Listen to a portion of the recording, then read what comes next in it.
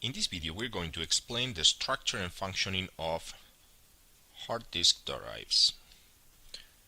Hard disk drives are one of the common systems that are present in computers today to store data. The structure of one of these drives, it's basically made out of several surfaces, circular surfaces, disks, that are encapsulated with a spindle that makes them rotate all together. Each one of these surfaces is typically called a platter, and it is covered with some magnetic component that allows to store information in both sides of this platter. Then the important mechanism to read and write this platter is an arm, which is capable of going towards the center and towards the edge of these disks, and this arm is holding what we call the read-write heads, typically one on each surface. So these read-write heads, what they're doing is they advance towards the center of the disk or towards the edge of the disk and positions themselves in different locations to read different tracks, as we're going to see right away. So these are the read-write heads. If you look at one of these platters from the top, we can see that it is divided into a certain number of areas.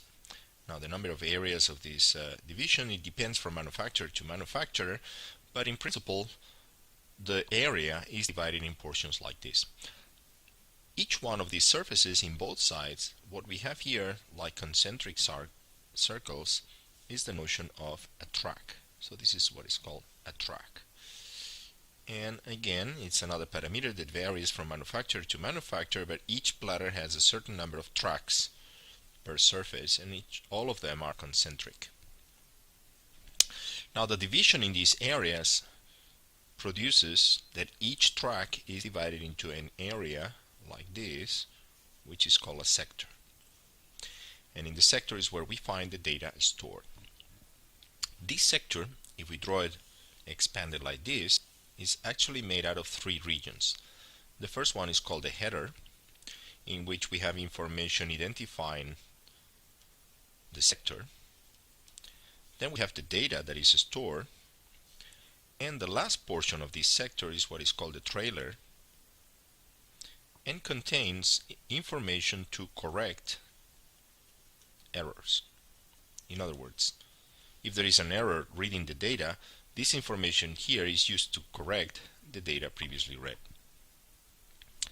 Now, the information then in a hard drive is organized around three concepts. The first one is the concept of cylinder. It's a bit counterintuitive because there is nothing inside the disk that has actually that shape. However, cylinder, it is known as the set of tracks, one from each platter, or I should say each surface, that are at the same distance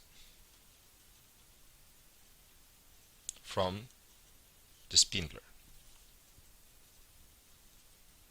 So the concept of cylinder can be seen here.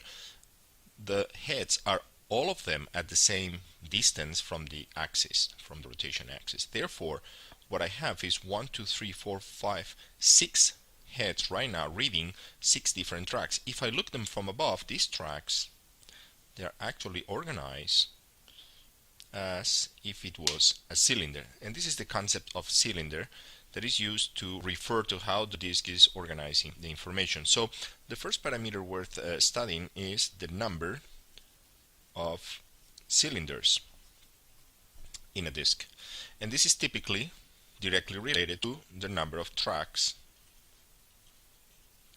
per surface, or the number of tracks per platter.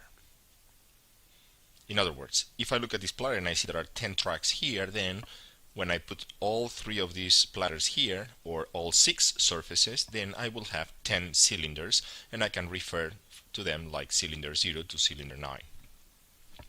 The second parameter that is important for the disk is to know the number of tracks that are per cylinder. And this, as we can see here, once we have the concept of a cylinder, the number of tracks depends directly on the number of platters, surfaces, or the number of read-write heads.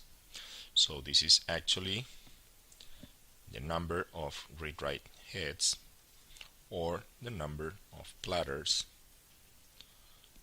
times 2 if the platters can be written in both sides of both surfaces, which is typically the case.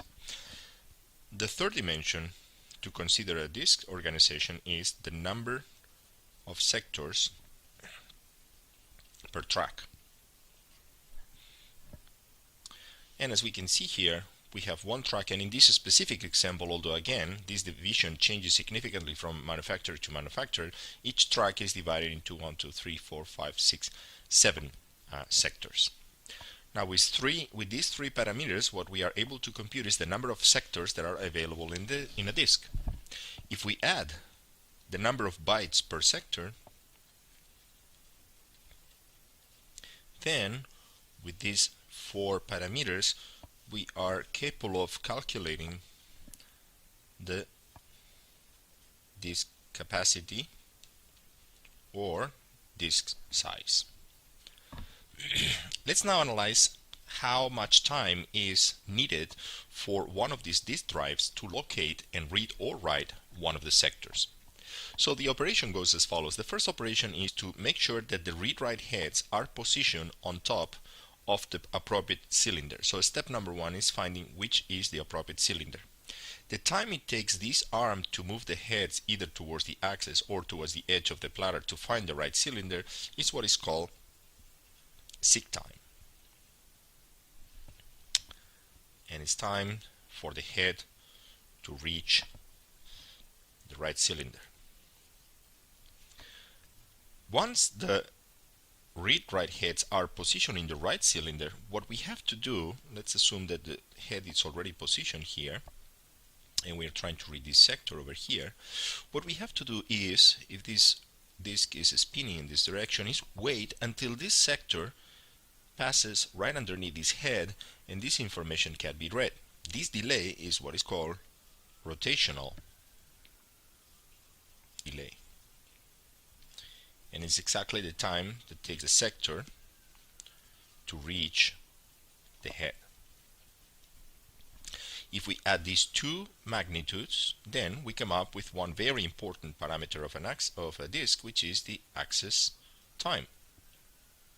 So again, the access time is the time that it takes for the arm to position the read-write heads in the right cylinder, and for the sector to reach the read-write head. However, we don't have access to the information yet. We have to wait for this sector to pass entirely underneath the head, and then we are able to read the header, the data, and the trailer, as we said. That time is what is called as read time. In other words, is the time to read one sector once it is placed exactly underneath the head. If we add these 2 magnitudes, then as a result we have another very important dimension, which is the transfer time. Now, to give an example of the type of magnitudes we're talking about here, let's focus on the rotational delay. Let's make an example. Suppose there is a disk that is spinning at 3600 RPM. With a very simple operation, we translate this, take the inverse, multiply by 60 seconds per minute, and divide by 2. And this corresponds precisely with the time it takes a sector to perform half a rotation. Now, this half rotation is very important because if we want to calculate what is the value of the rotational delay, it could be 0 if the sector is right here next to the head, or it could be an entire rotation if the sector just passed underneath the head and we have to wait until it comes back. So what is typically done is the rotational delay is computed in average, and in order to take the average, what we assume is that the sector is halfway down, so it's neither next to the head nor just past the head. It's somewhere in between, and that's the reason why we divide here by 2. So to give an example, a disk that is turning at 3600 RPMs, it takes the average rotational delay 8.32 milliseconds. And this gives you an idea of the amount of time you have to wait for one of these devices to read an entire sector. This is just a rotational delay. We have to add the seek time, again the time that this arm takes to place on top of the right cylinder, and then add the read time, which is the time it takes for the entire sector to go underneath the head.